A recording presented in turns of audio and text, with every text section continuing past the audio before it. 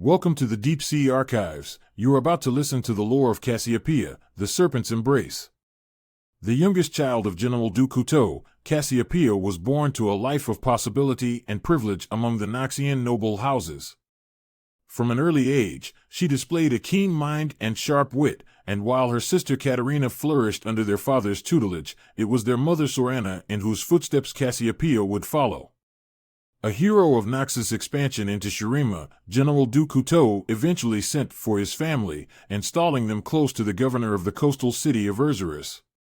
Surrounded by strangers in an unfamiliar land, Cassiopeia remained close to her mother, learning much of politics, diplomacy, and subtle influence. As she grew, Cassiopeia could not help but glimpse other, hidden concerns within Sorana, beyond those of the empire. One day, quite unexpectedly, Sorana collapsed in the family residence. Her hairbrush had been laced with caustic venoms by an unknown hand, leaving her close to death. General du Couteau was well versed in the ways of an assassin, and so he had all the household staff removed, leaving his wife and daughters alone in an empty house. Still little more than a child, Cassiopeia never left her mother's bedside. While Sorana's recovery took many months, the bond between them became stronger than ever before.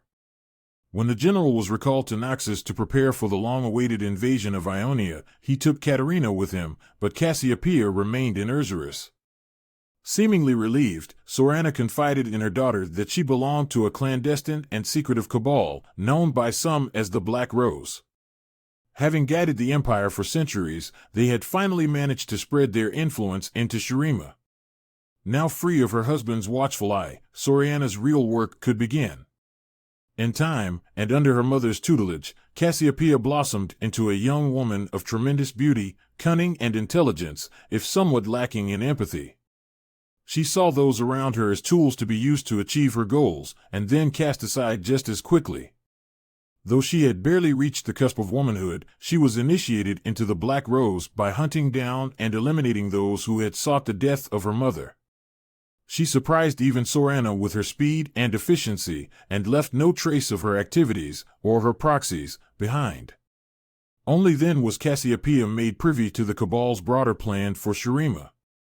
Using her family's tremendous resources, she undertook a number of expeditions into the deep desert, raiding ancient ruins with the help of a local mercenary named Sivir. Her efforts were made all the more urgent when word reached Erzurum from the capital. Grand General Boram Darkwild had been deposed by Jericho Swain, and a number of noble houses had chosen to honor this coup, including du Couteau. Outraged and disgusted by her husband's betrayal, and fearing that all members of the Black Rose were now in jeopardy, Sorana became desperate. She dispatched Cassiopeia to seek out the godlike power that had been the key to Shurima's supremacy in ages past. Cassiopeia swore she would return with a weapon ready for the looming secret war, or not at all. Fulfilling this oath would leave her changed forever. Upon unearthing a long-lost tomb of the mythical Ascended, she knew this was the threshold to the power she sought, and intended to dispatch all witnesses from her expedition before claiming it. The guide Sivir was the first to fall to Cassiopeia's blade, but then an ancient stone tomb guardian reared up, and buried its fangs into her flesh.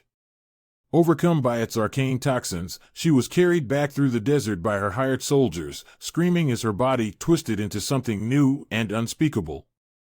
Cassiopeia locked herself in the disused crypt of the Erzurum residence, and endured the untold agonies of this transformation. Gone was the brilliant and beautiful daughter of Sorana du Couteau, replaced by a monstrous, slithering creature that skulked in the shadows, spitting poison, and crushing stone as easily as glass. For weeks she wept and howled, grieving her lost life, until the day she could weep no more. She dragged herself up from the depths of despair, determined to accept, maybe even someday embrace, her fate. It was not the ascension she had hoped for, but Cassiopeia had unearthed the magic of dead Shuriman gods. She would turn into the schemes of the Black Rose just as she and her mother had planned, and she could feel this power growing within her, day by day. Though into what, even she cannot guess.